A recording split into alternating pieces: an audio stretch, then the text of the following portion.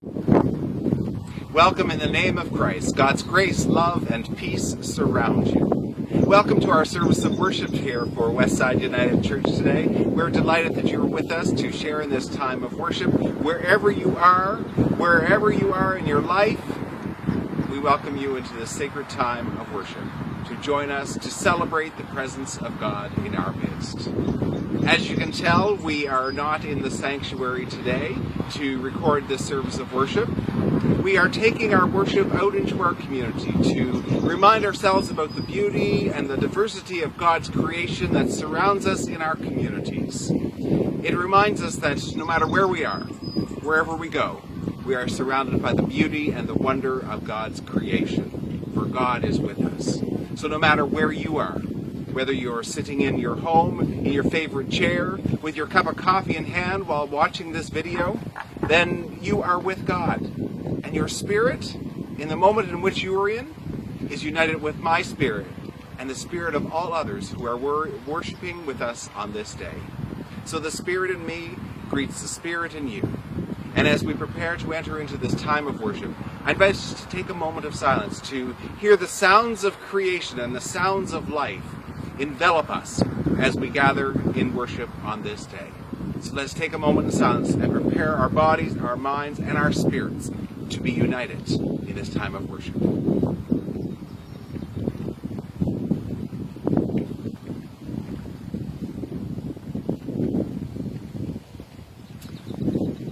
Just over 100 years ago, in 1914, a woman by the name of Elizabeth Head wrote words of poetry that were later set to music. And these words and the music appear in our hymn book in number 202 in Voices United. And today, as we begin this service of worship, I'm going to share her words as our prayer and our invitation to worship. O breath of life, come sweeping through us, revive your church with life and power. Breath of life, come, cleanse, renew us, and fit your church to meet this hour. O wind of God, come bend us, break us, till humbly we confess our need. Then in your tenderness remake us, revive us, restore us, for this we plead. Come, O love of Christ, afresh to win us, revive your church in every part. Amen. So as we gather here together in spirit on this day, I invite us to open our hearts and our minds as we listen to some words of Scripture that are found in the very early beginnings of our scriptural stories from the book of Genesis. And we're going to go back to the book of Genesis, chapter 18. And in this story, we travel into the lives of two people called Abraham and Sarah. They are people, the ancestors of our faith. And they were devout people of God and followers of God and open to the blessings of God and how those blessings appeared to them, sometimes in surprising ways, sometimes in shocking ways. So we enter into their story on this day, and we gather with them as they are sitting in their home. Now, in the time of Abraham and Sarah, their home was a tent. But today, when we're imagining this story and hearing this story and the images that are created by this story, let us not think of them sitting in a tent, but in our context of today, let us think that they were sitting in a small little apartment or a unit, senior's unit, and out front was a veranda. And on that veranda, there are a couple of chairs. Perhaps you have chairs sitting out in your veranda right now. So imagine that, just like you are, Abraham and Sarah have a house with a veranda, chairs, and just nearby is this busy street and a sidewalk where they go and enjoy and watch the world walk by, run by, children play, and people to converse with. So let us enter into this story, and as we clear our hearts and our minds, to let the Spirit of God move in our midst as we listen to one of these stories of Abraham and Sarah. God appeared to Abraham by the oaks of Mamre. As he sat at the entrance of his tent in the heat of the day, he looked up and he saw 3 men standing nearby. And when he saw them, he ran from his tent and ran out to meet them. And he bowed down to the ground and he said, My God, if I find favor with you, do not pass by your servant. Let a little water be brought, and wash your feet, and rest yourselves under one of these trees. Let me bring a little bread, that you may refresh yourselves, and after that you may pass on, since you have come to your servant today. So the strangers said, do as you have said. So Abraham hastened into the tent to find Sarah, and he said to her, quick, make ready 3 measures of your choice flour, knead it, and make cakes. And then Abraham ran to the herb. He took a calf, tender and good, and gave it to the servant who hastened to prepare it. And then he took curds and milk, and the calf that had been prepared, and set it before the 3 visitors. And he stood by them under the tree while they ate. And they said to Abraham, where is your wife Sarah? And Abraham responded, in the tent. Then one said, I will surely return to you in due season, and your wife Sarah shall have a son. And Sarah was listening at the entrance of the tent behind him. Now Abraham and Sarah were old. They were advanced in years. And Sarah, she laughed, saying to herself, after I have grown old, and my husband is old, I shall have pleasure. God said to Abraham, why did Sarah laugh? And say, shall I indeed bear a child, now that I'm old? Is anything too wonderful for God? At a set time I will return to you in due season, and Sarah shall have a son. But Sarah denied when God asked her if I laughed.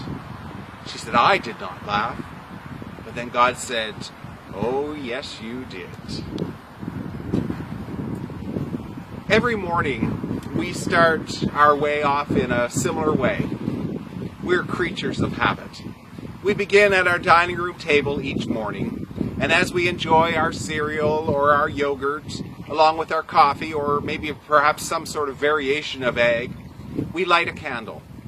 We light a candle to prepare ourselves to enter into all the hours of the day that is ahead of us.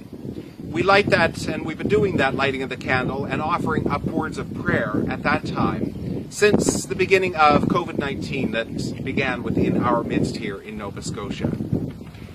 As we light the candle and sit in reflection for a few moments, we offer these words of prayer. God of light and energy and hope, in the midst of the uncertainties of this day, surround us with your presence. Surround our family, our friends, our neighbors. Surround our community and all around the world. Holy mystery, holy love, keep watch between us while we are absent one from another. As light into light, we pray. Amen. You know, we never know what we're going to encounter on the day before us. We never know what we're going to encounter any day before us. So, you know, we might receive a text message that alerts us to someone in need, or someone sharing a message with us, or perhaps it's just a message of someone saying, how are you doing? Or perhaps an email or a phone call will come from someone we know who asks and tells us about something going on in their life. Or maybe some emotions have been conjured up with them that inspired them to enter back into a time of loss and grief. Perhaps we'll receive an email from a friend, or a card in the mail, or a phone call, or a visit to our door that will remind us that people are thinking of us. And sometimes their words, those messages that we receive, they could change our life from that moment forward. Whether it's good news or bad news. From the moment we receive those messages, our lives could be changed drastically. Abraham and Sarah had one of those moments. A moment when some visitors came to their yard, and their lives were changed forever from that moment forward. You know, their day probably began just like the rest of our days begin. They perhaps had breakfast. Sarah ended up cooking the breakfast and then cleaning the dishes. And Abraham, after he had a good meal, went out and sat on the porch and watched and prepared himself to watch the world go by in front of him. And then he was excited when he saw 3 strangers who came by and stood near his yard. And he got up from his chair and he ran out to greet them. And he'd offered them generous hospitality. Makes me wonder if Abraham didn't see many people in his yard. But you know, Abraham didn't see those individuals and respond to them in a sense of disgust. He greeted them with pleasure, with delight. He didn't say, "What are you doing in my yard? Get away from my tree." No, he ran out and greeted them. Abraham was an individual who knew very well that God could come to him at any moment, at any time. And Abraham knew that those strangers could very well be and convey to him a message from God. Abraham went out and greeted those strangers as if they were friends, as if he knew that they were sent by God. Abraham knew the blessings of God in his life, and he knew how his family and his clan had been blessed by the words of God and the presence of God in his lives.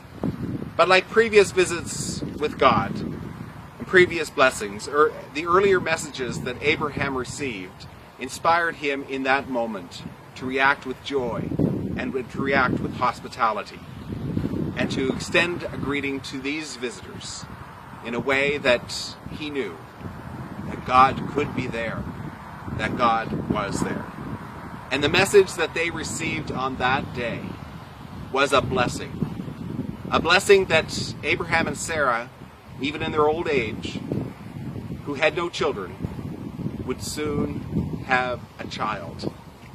Now, Abraham is one of the key characters in this story, but Sarah, she's the one that I seem to be most attracted to. She's the one that I like the most.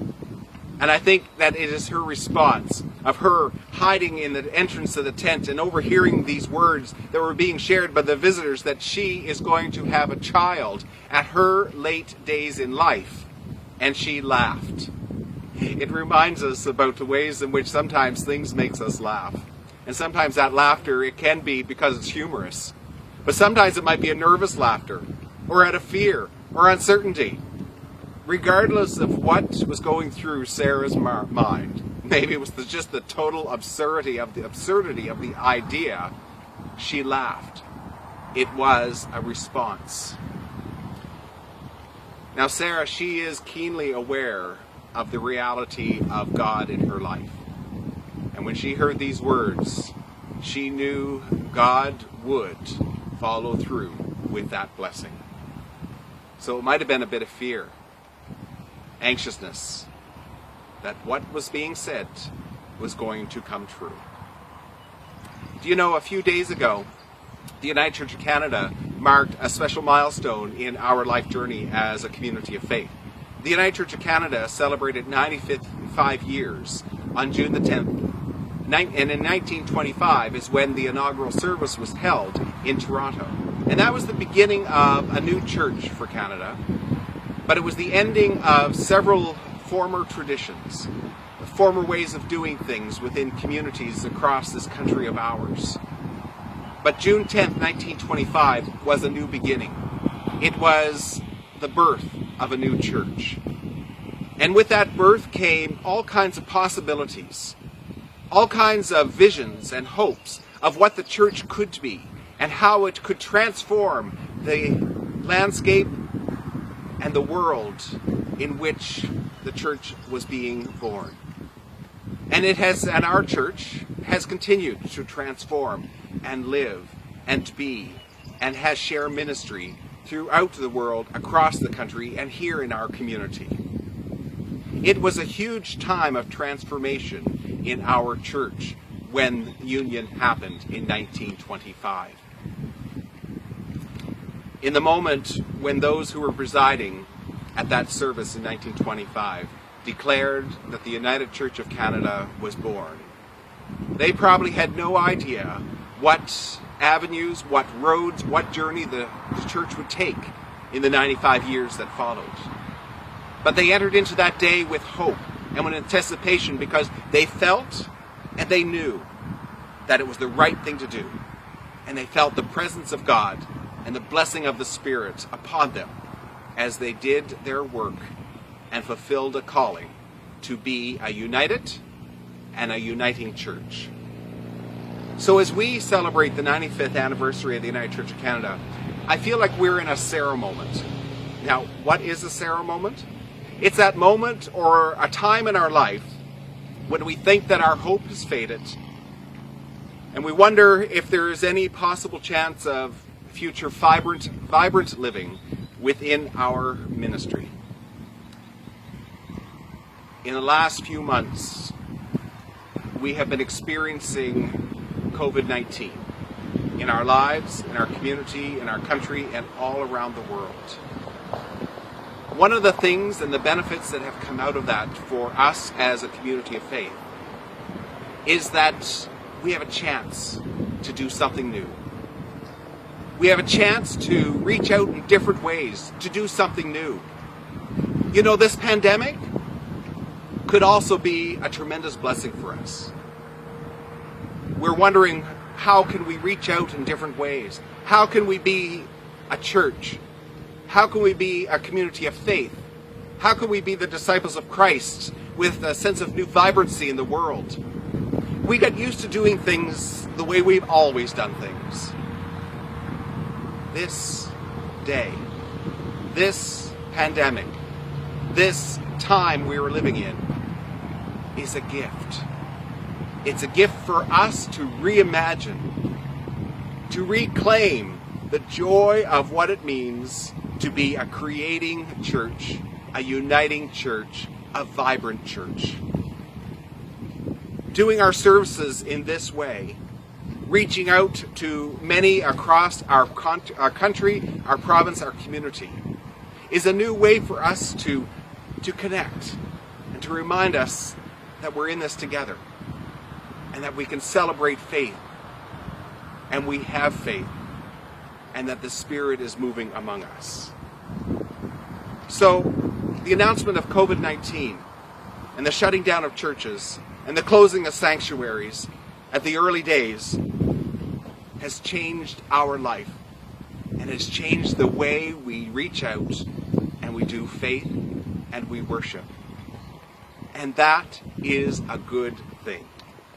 So as a community of faith at the age of 95, we're like Sarah. Sometimes we laugh out of nervousness and uncertainty of what is going to lie ahead for us, but we also know that God is with us and that we've been given this as an opportunity to experience new life, rebirth, a way of reconnecting one spirit to another spirit and to embrace a new and vibrant living God. So for the church of yesterday, we say, thanks be to God. For the blessings of being the church of today, we say, thanks be to God. For the opportunity to bless and create and participate in a new vision and a new way of doing things with the presence of the Spirit among us, we say, Amen. I invite you to join your heart with mine in prayer. Surprising God, we stand here in this moment of unprecedented times like many of us have never witnessed before. Each day we are offered news reports, statistics, warnings, and details about how we should move and interact among others and how to protect ourselves so that we can remain healthy. Our everyday routine suddenly shifted, and for many of us, we were slightly bewildered and dazed at how we would survive such a radical change. Even the smallest of tasks suddenly became encumbered with a measure of care and caution. Even though we heard about the spreading of the COVID-19 virus, it seemed to almost jump into our lives in a sudden and incomprehensible way that still feels a bit unreal. But it happened. And we've journeyed through 3 months of our transitioned lives and gradually adjust to a different normal. We're thankful for the energy we have experienced that continues to give us courage to move forward and the gift of wisdom and patience to remain persistent in our self-care and our care for others. At certain times, we often muddle through our daily lives. Our vision is clouded and our minds somewhat cluttered with a fog of chaos and confusion. But once the fog clears and the clutter diminishes, we begin to regain a sense of feeling that our body, our hearts, our minds, and our spirits are once again connected. With the alignment of our inner sacredness, we also attune ourselves to being observant of the abundance of your blessings which surround us on our difficult journeys. We're thankful for your presence, your love, your persistence, nature that enables us to put one foot in front of the other and move forward. So we celebrate we're on this journey as a church today. We celebrate that we can find new ways among the former ways of connecting with each other and sharing the message of your love and hope. May we be inspired to identify the blessings of this time and the courage to embrace the changes that will and have transpired as a reflection of our community and your continual creative presence in our midst. As we journey and continue our journey forward, we go with hope and trust, with courage, with openness, that your Spirit will not only move among us, but breathe into us a reviving and resurrected life. Continue to surprise us, God, and continue to bless us so that we may continue to be a blessing to others. Amen. For our closing blessing today, I offer you the words of another hymn from our hymn book called Creator God, You Gave Us Life. The words are written by Judith Snowden. Creator God, you gave us life, your image formed within our souls, yet through the mists of time and space, we search for that which makes us whole. Through hands that paint majestic skies, and voices chanting melody, with words that reach beyond the page, we comprehend your mystery. Thank you for sharing this time of worship with us today. May the blessing of God, Creator, Spirit, and Sustainer, surround you, guide you, encourage you, and surprise you each and every day.